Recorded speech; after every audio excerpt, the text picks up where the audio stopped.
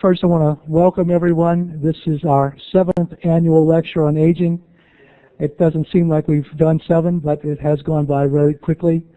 And I'm very excited to have you all and to have our guest from the Banner Alzheimer's Institute with us today to do this wonderful presentation for us. I especially want to welcome our students who are here, because this is about you, first and foremost, and faculty, as well as all the community members who've come, some of our community partners who've joined us here today, as well as other community members who've come to hear this presentation. In the interest of trying to move things along and get to the good part, which is the presentation, I'm not going to say much more. I'm just simply going to introduce Dr. Michael Creedon, who has been a long advocate for the aging project here at AT Still, and let him have the floor. So. All right, so pardon me. Sorry, Nelson. My name is Michael Creedon, and I'm Chairman of Aging Studies for the University and have been since the foundation of our Geriatrics Initiative.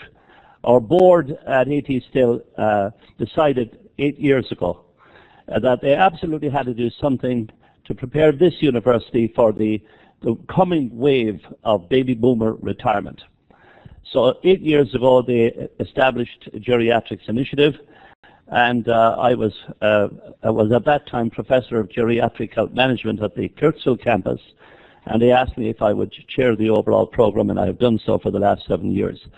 And it's been a pleasure and much fun to do that. I'm very honored to be here with you. I think this is terrific to see you here today.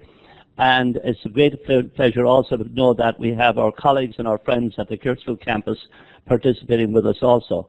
This is, as Elton told you, the 7th of these annual lectures at Aging. And this is the very first one where we've actually haven't had to go to Harvard, Yale, Wash U, University of Texas. We have gone up the road to Phoenix, to Banner, and found a team who are, I think, providing national leadership in Alzheimer's care. So we're very proud of the fact that the team that we are going to have presenting here today are, in fact, Phoenix-based.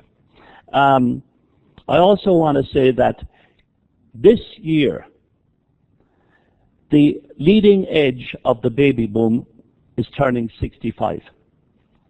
And within 20 years, we're going to go from 35 million people over 65 to 70 million people over 65. And the vast majority of you will spend your entire medical or other health professional career working with older people. You will, all of you, practically all of you, will be serving a large number of older people in your future professional lives. And our goal is that AT Still University will be a national leader in producing professionals who are adequately prepared and willing and wanting to serve older people. So that is our goal for you, that you get the vision of a healthy aging society into your head and that you transmit that into your practice. I want to say a special word of thanks to our President, Dr. Magruder, and to our Vice President for Academic Affairs, Dr. Wood, who committed this university to significantly expanding the Geriatrics Initiative, which is now called the ATSU Aging Project. And because of their commitment, we have been enabled to establish a position on each campus this year of the Director of Aging Programs. And Elton Bordenave is our first Director of Aging Programs at the campus here in Mesa. Dr. Janet Head is the first Director of Aging Programs at the Kirksville campus in Missouri. And I think that will allow us to significantly increase our levels of commitment.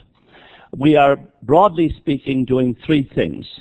We are increasing significantly community opportunities for service and contact with the elderly for our students. Secondly, we are developing additional educational modules for use throughout the university by various and sundry departments that focus in on specific issues in geriatrics. And thirdly, we are fostering and conducting clinical interdisciplinary dialogues on specific geriatric care cases that involve both faculty and students from various disciplines. So we are fostering interdisciplinary understanding of clinical care of older people. Those are our three major areas of thrust of our service.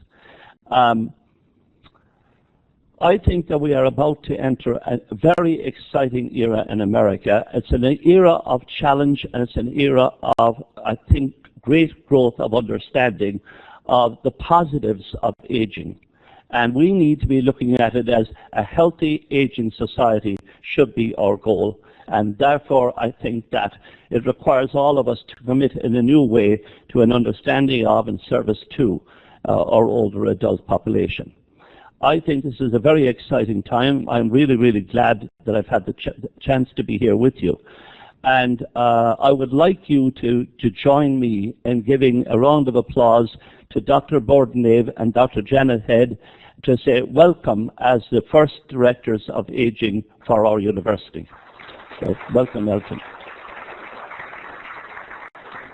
And now I better hand this over very rapidly to the next speaker, which is in fact our distinguished Vice President of Academic Affairs, Dr. Wood.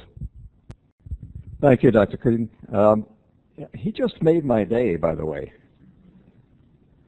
Can any of you guess how he made my day?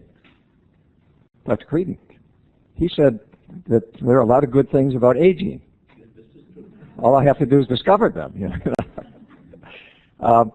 Actually, my job is very easy today because if you will look in this nicely designed folder here, that you will see that there are the bios for both of our speakers. So I would like to just touch on a very, very few things because I'm sure you're much more interested in hearing from them than you are from me. The importance of this disease state that they are going to be discussing. And I don't know how many of you may have been touched by Alzheimer's, but as a practitioner of medicine for 30 years, that I saw all too much of this disease state.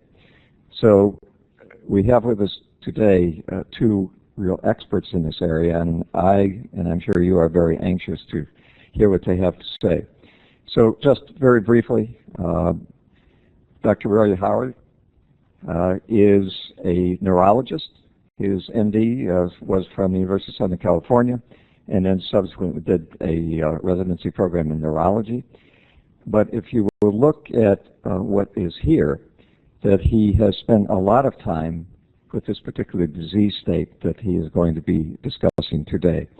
And he currently, as you can see, is the head of the memory unit, which is part of the Alzheimer's unit at Banner here in downtown Phoenix. So we're glad to have someone of your caliber here.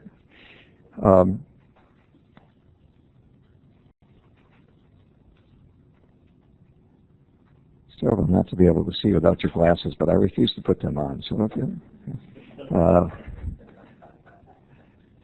Ms. Alibrand, as you can see, also has a distinguished history for this particular disease state.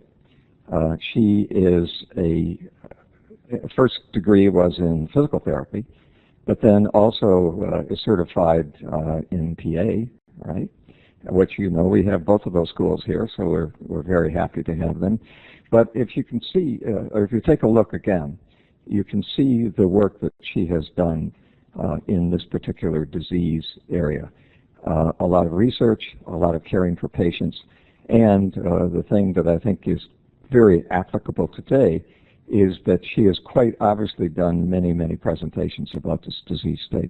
So let me ask our guest to take over now, and then at the end, hopefully we'll have a little bit of time for questions. So, Dr. Nahar? Okay, is this working? Thank you very much. It's an honor to be here and to be invited to speak today. Before I get started, I'll tell you something a lot of my patients will say as the benefits of getting older. is that since we don't know how to reverse the aging process, it beats the alternative for most people. So having said that, again, it's an honor to be here, and I'm going to try to get to the meat of the matter quickly. So why don't we just dive in? And again, my name is Dr. Roy Ari. I'm with the Banner Alzheimer's Institute. So you missed my intro slide. There's the intro slide. Okay.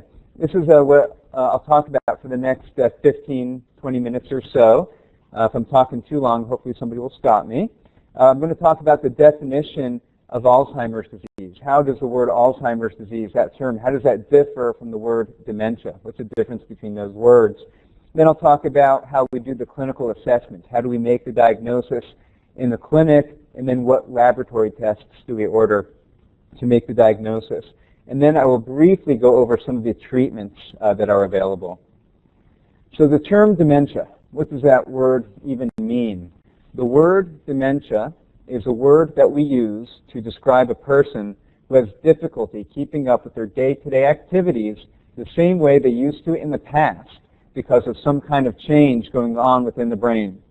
The term dementia by itself doesn't give a reason as to why these changes are going on. It gives a description. It describes a person who used to do the shopping, the cooking, the finances, whatever it is that they used to do, and then slowly and gradually over time have difficulty doing those day-to-day things. There are many different diseases or entities that could affect the brain to cause a dementia. Alzheimer's disease is one of the most common causes of dementia. So the term dementia just gives a descriptive term. A person who used to do X, Y, and Z, and then slowly and gradually over time have difficulty doing those things. We want to make sure that it's not in the setting of a delirium or other medical condition. So the criteria for Alzheimer's disease, it's a type of dementia, the most common type of dementia. It begins insidiously, meaning it kind of creeps up on you. It's not boom, one day symptoms are there. So it begins insidiously and progresses slowly over time. To meet criteria for dementia and for Alzheimer's dementia, there is an impairment in day-to-day functioning, as I kind of mentioned before. So there's impaired social or occupational functioning.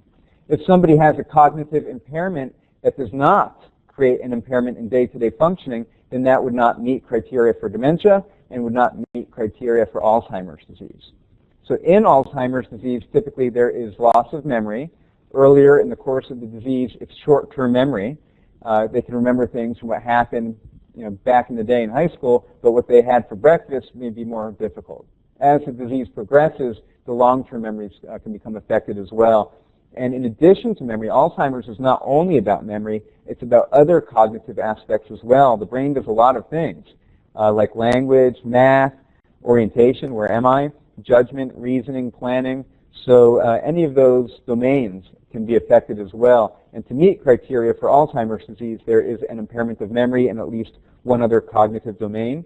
And again, the deficits are not in the context of another disease, and they're not in the context of a delirium.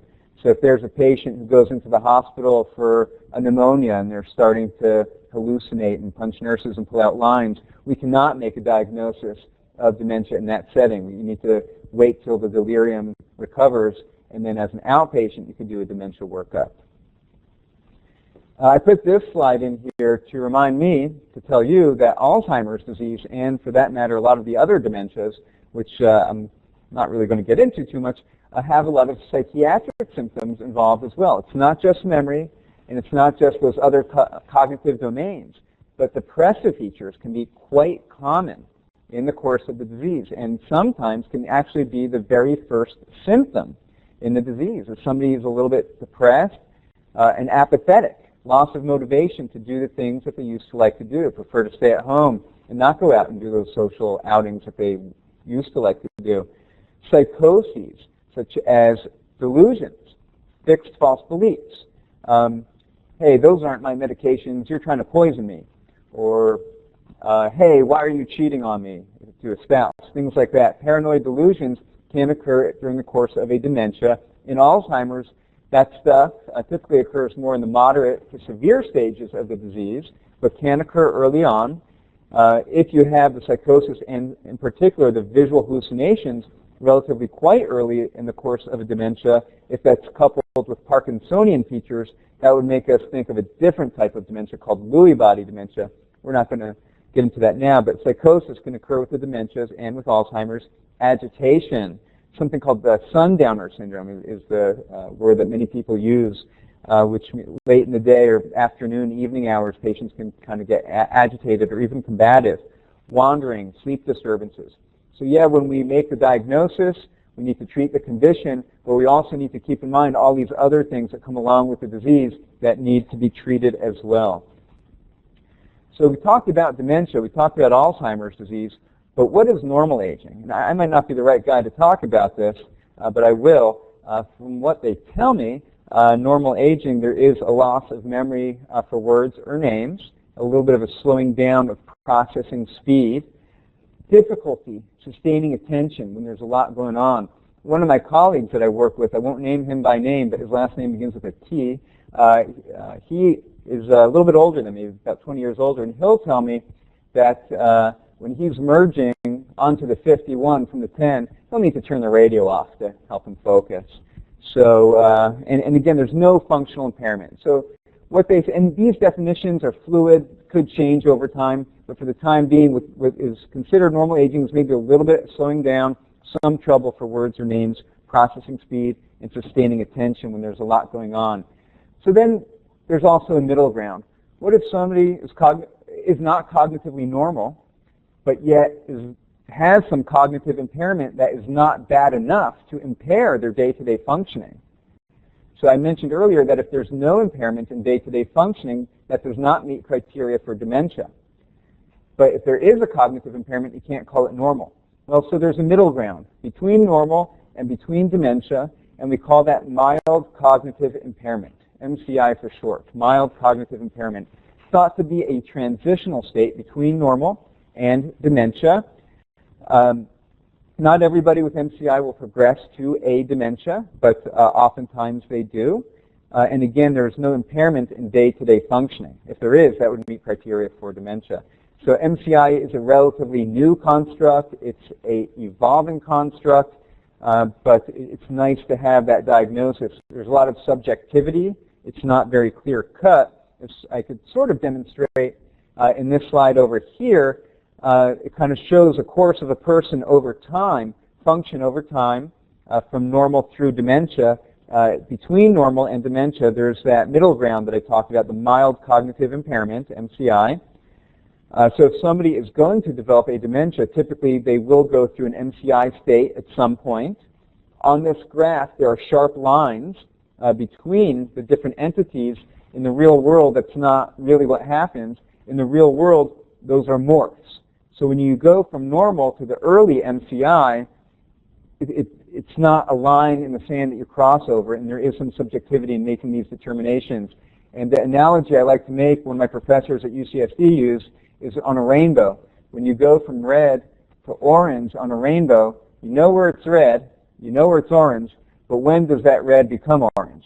So certainly we could find people who might be in that morph, and likewise, in the latter part of mild cognitive impairment to the early part of dementia, they morph into each other.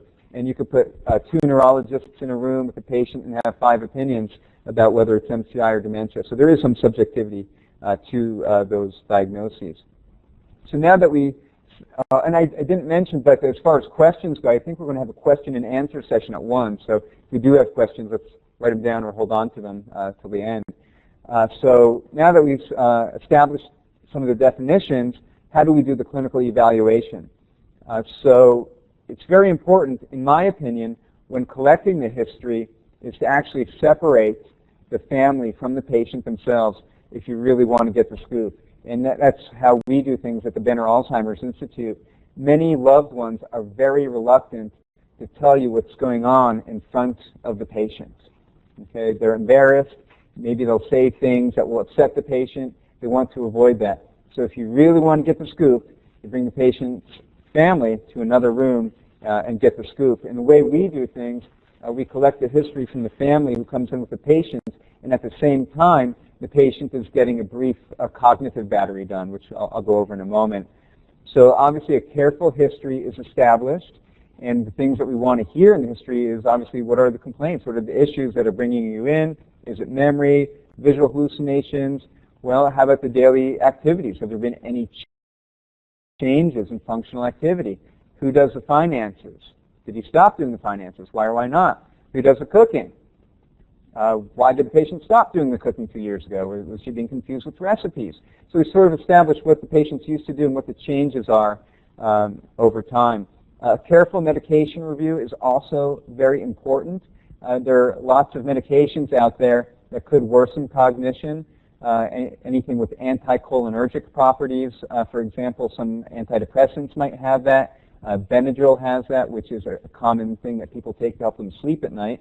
And I mentioned insomnia could be a symptom.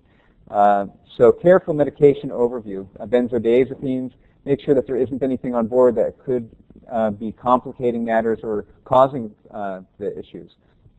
So we do a physical exam, etc., family history, social history. It's important to know the social history and what the social status is of the patient, who's their caregiver, what kind of resources do they have as far as support from family. As far as the cognitive testing goes, there is no standard test for cognitive testing, and basically the docs or whoever is doing the workup will do what they're comfortable with, what they learned in school. But any cognitive tests should cover more than one domain. If a patient's family or patient is complaining about memory, we don't just test memory. We test the other domains, visual, spatial, language, reasoning, etc. The mini mental state exam, the MMSE, is a very common test and probably the most widely used. Not the best test, but it's a decent test and could give a decent idea of what's going on. The mini mental test is a 30-point test where 30 out of 30 is a perfect score. Asks a lot of questions like, where are we right now? What state are we in? Here are 3 words. Remember them. I'm going to ask you again. Copy this picture for me. So a score of less than 24 is generally a decent cutoff for dementia or no dementia. It doesn't help you figure out necessarily which type of dementia it might be, and it's not perfect in its sensitivity or specificity, but it could be a good marker. The MoCA, the Montreal Cognitive Assessment, is a relatively newer test that is gaining steam and is more sensitive and specific for patients who are earlier in the course of the disease. I have lots of patients who will score 28, 29, or 30 on the mini mental state examination who I might think have MCI or dementia even, because they're good test takers or they do well in the mini, who on the MoCA, because it's more sensitive, could do worse in that test. It's a good test to look at. I think I might have a slide on that one. And then there are other tests, most famous of which might be the clock drawing test, and I think I have examples of that as well. The clock drawing in conjunction with the mini is a decent screen in a busy primary practice where you don't have too much time to do the cog tests. Sometimes we might refer patients to have formal neuropsychological testing. We don't do that with every patient, but we'll do that in ambiguous cases or if we need more information. So here's an example of the Pentagon copy. That's the visual spatial task from the mini mental state examination. The top is the picture they're supposed to copy, and the picture in the bottom is somebody who had trouble with that and would miss the point. Here's a clock drawing task. The clocks in this picture, the patients were asked to set the time to 3:30. Since this slide was made, I've actually changed my practice to make it harder. One of the things I picked up from my colleagues at the Banner Alzheimer's Institute when I started there about 5 years ago is the time 10 after 11 is much more difficult than 3:30. So you ask a patient, draw a circle for a clock, put in all the numbers, and set the time for 10 after 11. And it can be very hard, especially if executive functioning is involved, to realize that the 2 represents a 10. And the patients are so tempted to put one of the hands to the 10 as opposed to the 2 for a 10 after. So 10 after 11, a very nice test. So this is an example of a patient who came to see me very early on when I got here to Arizona. This is the mini mental state examination. Part of it is writing a sentence. This patient wrote the sentence, "Now is the time for all good men to come to the aid of the gang." Usually that sentence ends with the word country. But, you know, to get full credit for that sentence, maybe it will raise a red flag. And this patient copied the Pentagons perfectly. And this is the clock, and this is when I still did 3:30, and he did it perfectly. This is a patient who actually went on to get formal neuropsychological testing, and he checked out normal, and I haven't seen him since. This is a patient, this is her sentence: today is going to be a good day for me and my husband. She copies those pentagons. Does she get the point? No, right, she does not get the point. One of the pentagons is actually a square, a four-sided figure at least. So she'll miss the point there, and that demonstrates a problem with the visual spatial. And there's her clock. Remember how I told you the patients can be tempted to point the hands to the 10 instead of the 2 for 10 after 11. This patient realized that she did not put the hands in the correct spot and crossed them out, but she couldn't correct herself. This is the MoCA test that I mentioned, the Montreal Cognitive Assessment, a relatively newer test.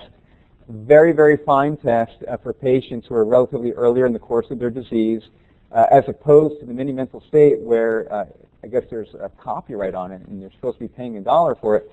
The MoCAtest.org, for the currently at least, is free.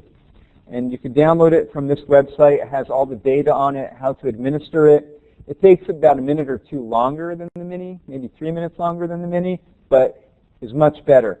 Not useful in people who are in the more moderate to severe stages. It can be quite difficult. But for the early stages, mild, moderate, or MCI, it can be quite a useful test. And you can see it's a little bit more involved in the MMSE. It has a three-dimensional cube to copy as opposed to the pentagons. There's something called a trails test where patients need to alternate between number and letter. They need to go from 1 to A, 2 to B, 3 to C, etc. in the top left there. And that can be very difficult for patients, even in the early stages of dementia. Just parenthetically, it's a pretty good test when I need to figure out if people are still safe to drive as a red flag in shifting attention from one set to another. But that's a whole different talk, driving. I'm not going to do that. Laboratory studies. So as far as the examination goes, like I said, very good history, physical exam, neurological exam, some kind of cognitive test or screen, perhaps neuropsychological testing depending on what's going on, and then the lab studies. So as a minimum, all patients who we think have cognitive concerns will get a vitamin B12 level. There is some data in the literature, not overwhelming data, but data in the literature suggesting that low vitamin B12 can cause dementia-like symptoms. And thyroid, TSH, is useful as well to make sure that there aren't thyroid abnormalities which could mimic a dementia. A complete blood count, a complete chemistry panel, so a CBC, CMP, B12, TSH, and then a structural brain scan, either a CAT scan of the brain or an MRI of the brain. The reason for that is to make sure there isn't something else going on. The reason for all these tests is to make sure there isn't something else going on that could mimic the dementia. On the brain scan, you want to make sure that there isn't a subdural hematoma, bleeding outside the brain, pushing on the brain, or strokes, or multiple strokes, or tumor, something in there that shouldn't be. And I explained to the patients and their families that the CAT scan and MRI, we do not see Alzheimer's disease on the CAT scan or MRI. The reason we're doing it is to rule out the big bad stuff. And then sometimes we might need to do additional tests as well if the workup is inconclusive, which happens. PET scan imaging, FDG PET scan imaging, can be useful for distinguishing between Alzheimer's disease and a different type of dementia, which I didn't get into, called frontotemporal dementia. So a PET scan can be useful. Up and coming, FYI, it's in the works right now for FDA approval, is PET scan amyloid imaging. So it used to be we could only see amyloid, those plaques in the brain that used to be only seen under autopsy. Those can be seen now through PET scan imaging while people are alive. The problem with that is not everybody with amyloid has Alzheimer's, and it looks like with that tool it will be useful only if the scan is negative for amyloid. If it's negative for amyloid, then very unlikely to be Alzheimer's. So that should be up and coming probably soon. We might do spinal tap either to rule out things like infection, but you could also order a few proteins in the fluid, something called amyloid and the tau. And there's a certain ratio of those which is consistent with Alzheimer's disease. Not perfect. And then genotyping can also be considered. I don't do that one too often personally. Here's an example of an MRI of the brain. Brain A is a nice, juicy, fulminant brain with nice hippocampi. And brain B is the brain of somebody who has advanced dementia, and you can see there's more black areas within the brain. Those black areas are the CSF, the cerebral spinal fluid, which shows up black. So you can see the ventricles, the spaces in the middle of the brain are larger because of the atrophy, and it gets replaced with spinal fluid.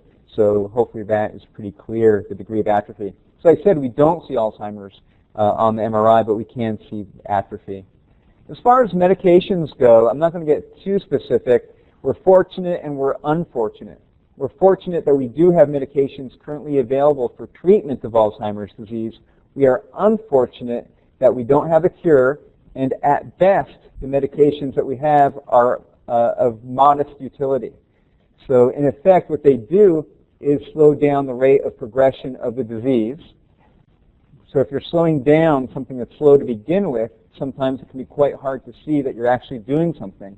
So oftentimes patients will start the medications and you don't see anything obvious. And that's okay, and it's actually to be expected. The studies are pretty clear and have been replicated that patients are better off on the medications than not, cognitively and behaviorally. Having said that, some patients do get a boost up. That is obvious, maybe about a third or so. Temporary, it can last from 3 months to 18 months or so. And some patients may plateau for a while, 3 months to 18 months as well. So I'm glad we have them, and I'm not going to get into the specifics of them, but there are two main categories: cholinesterase inhibitors, which we have 3 to choose from, and one called an NMDA receptor antagonist, where we have 1 to choose from, called memantine. The memantine could be added to any one of the cholinesterase inhibitors. We do not mix and match the cholinesterase inhibitors. Only one of those, and the memantine can be added to any one of those. And that would be maximal therapy. In addition to the medications that are FDA approved for treatment of Alzheimer's disease, at least in our facility, and I think it should be done anywhere, is letting patients know that drugs are being developed for treatment of Alzheimer's disease, and we need volunteers to help with the clinical trials. So not everybody will want to do it, but for those who are interested in it and will meet inclusion criteria for it, it's nice to know that for them that they have that option, and it could actually be quite therapeutic for them, knowing that they're helping others, even if they will not have any direct benefit themselves from any study drug. Plus, they get close and free medical care during the study. So one of the things that we do at the Banner Alzheimer's Institute, we have the clinic where we diagnose and treat patients and follow them over time. And we also have a lot going on in terms of clinical trials, testing new therapies and diagnostic tools for Alzheimer's disease. We need to treat agitation and psychosis if that comes up. That could be quite difficult at times. If we need to, we can use the atypical antipsychotics. I'm not going to get into those right now. They're not FDA approved for this purpose, so that would be off-label, but they tend to work in most people. So it can be challenging treating agitation and psychosis. As far as depression goes, it's very common to have depressive features in the course of the dementia, and there are medications, antidepressants, that can be quite useful in treating that symptom. We want to avoid potential antidepressants that work against the medications for Alzheimer's disease. They're called TCAs, tricyclic antidepressants. And these are some of the typical antidepressants we might use in a class called SSRIs, selective serotonin uptake inhibitors. Insomnia needs to be addressed as well, not falling asleep or waking up and not being able to fall back asleep. Sleep hygiene before you go to meds. Are they drinking caffeine before bedtime? Are they sleeping too much during the day? Whatever it might be. Trazodone tends to be a very nice medication in the elderly. I mentioned earlier in going over medications, we'd like to avoid benzodiazepines and Benadryl in this population. So that's a pretty brief overview of diagnosis and treatment and who we are. And I'm going to pass the mic over now to my colleague, Hella Brand, who will get more into some of the day-to-day nitty-gritty stuff. So thank you for your attention. Thank you.